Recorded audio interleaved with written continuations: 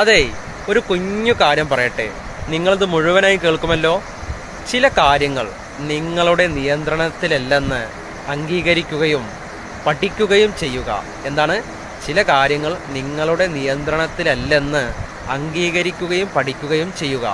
ഒപ്പം അസ്വസ്ഥതയിൽ സുഖമായിരിക്കുക. എപ്പോഴും നമുക്കൊരു അസ്വസ്ഥത വരുന്ന സമയത്ത് നമ്മൾ അത് വീണ്ടും വലിയ അസ്വസ്ഥതയായിട്ടാണ് നമ്മൾ അതിനെ കണക്കാക്കുന്നത്. അങ്ങനെയാണ് നമ്മൾ ചിന്തിക്കുന്നത്.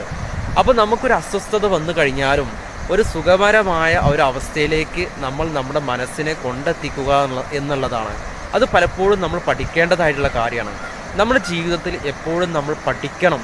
അല്ലെങ്കിൽ നമ്മൾ നമ്മുടെ ജീവിതത്തിൽ ഒരാളും നമുക്ക് വെറുതെ ഒന്നും കൊണ്ടുവന്ന് തരില്ല. നമുക്ക് നല്ല കഴിവുണ്ട്, നമുക്കെല്ലാം മനസ്സിലാക്കാനുള്ള ജ്ഞാനമുണ്ട്, അല്ലേ? എല്ലാം നമുക്കുണ്ട്. എന്നിട്ടും നമ്മൾ മനസ്സിലാക്കാതെ ഇങ്ങനെ മുന്നോട്ട് തള്ളി നീക്കുക എന്ന് വെച്ച് കഴിഞ്ഞാൽ അത് നമ്മളുടെ യഥാർത്ഥ പരാജയമാണ്.